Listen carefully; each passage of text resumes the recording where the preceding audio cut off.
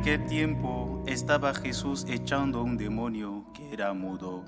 Sucedió que apenas salió el demonio, empezó a hablar el mudo. La multitud se quedó admirada, pero algunos de ellos dijeron: por arte de Belcebú, el príncipe de los demonios, echa los demonios. Otros, para ponerlo a prueba, le pedían un signo del cielo. Él, conociendo sus pensamientos, les dijo: todo reino dividido contra sí mismo va a la ruina y cae casa sobre casa. Si pues también Satanás se ha dividido contra sí mismo, ¿cómo se mantendrá su reino? Pues vosotros decís que yo echo los demonios con el poder de Belcebú. Pero si yo echo los demonios con el poder de Belcebú, vuestros hijos, ¿por arte de quién los echan?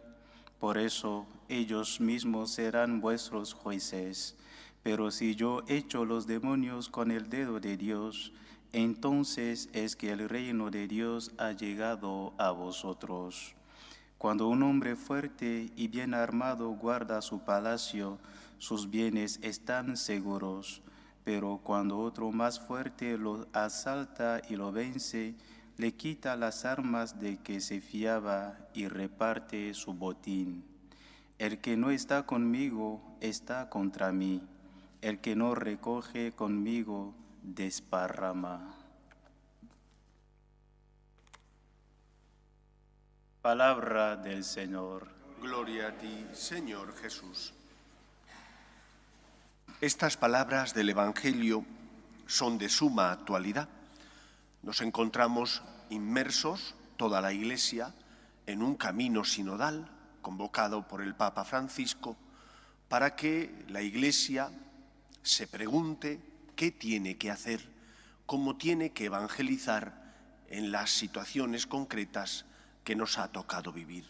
Eso es lo que pretende el camino sinodal, afrontar los retos que el mundo plantea a la Iglesia en su misión evangelizadora.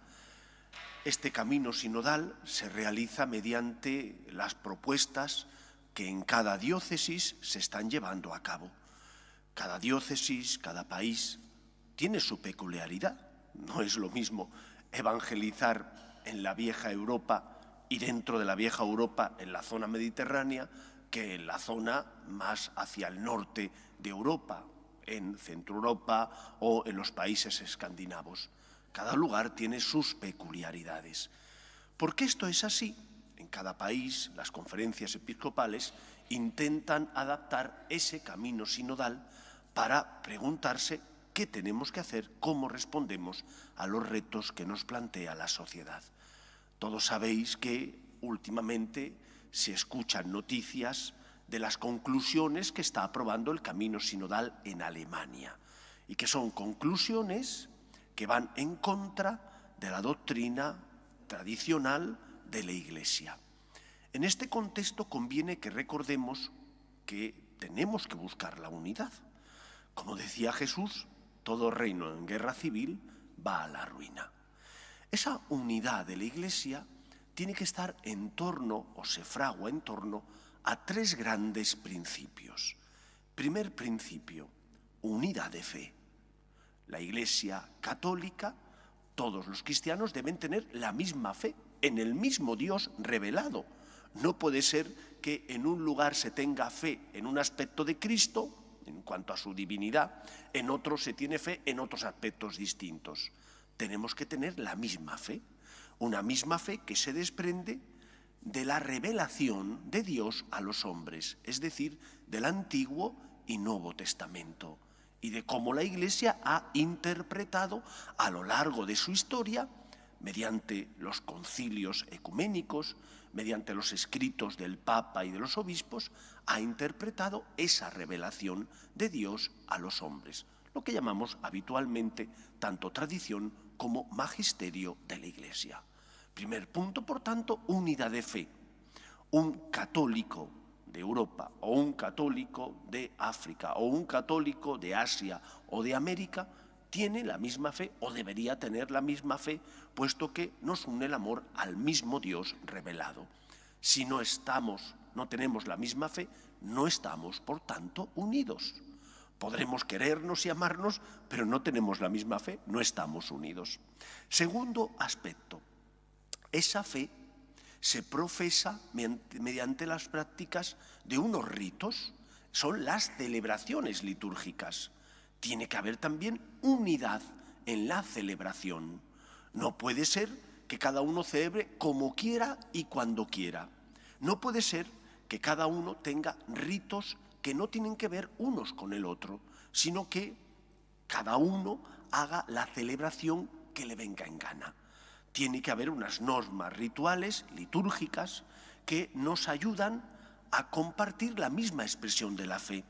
Cuando yo voy de viaje a Italia, o voy de viaje a Alemania o a Polonia, que lo haremos, si Dios quiere, el próximo junio, yo celebro según las normas rituales de la Iglesia Católica, según el rito latino, que es común al del resto de mis hermanos.